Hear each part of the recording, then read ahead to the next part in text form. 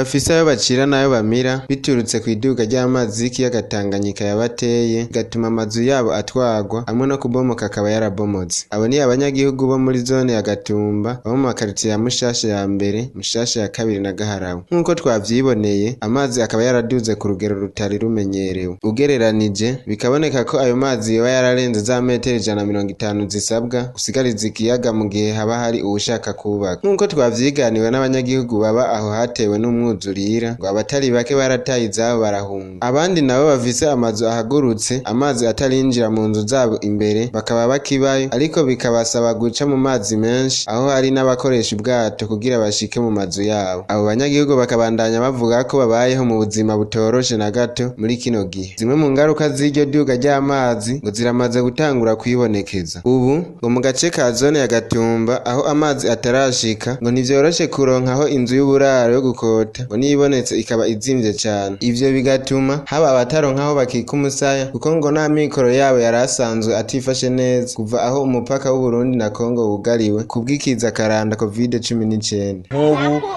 bivanye n'iki kiza ca corona imbibe zarugawe zimaze kugagwa urumva nkangaha twebwe twari dutunzwe no kuja muri Kongo tukagenda kudandaza hama tukagaruka urabyere na bwa buryo bwo kugenda gupanga inzu uco usanga bigize gute bigoye.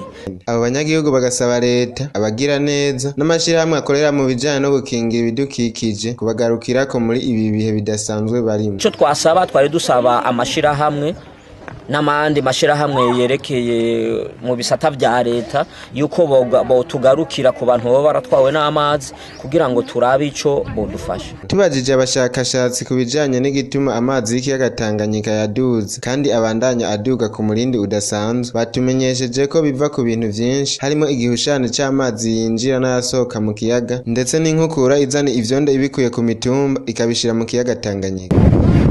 Igifu cyose ngenda hehe ibaze namwe ku mabiliyoni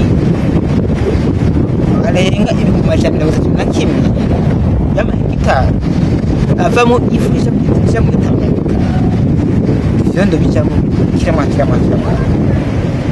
ni naho bifatira nka burani ivyo abantu benshi bibaza yuko aya mazi ashobora kuduga hanyuma akamanuka birashobora guhinduka kubera izo vyondo hanyuma amazi ahubwo agafata umurindi wo kuduga buke atigera asubira. Uwo muhinga karangiza asaba ko leta yofasha kugira ngo abo banyagihugu bose begereye aho ikiyaga kiriko kirihagira bashobore gukinjura.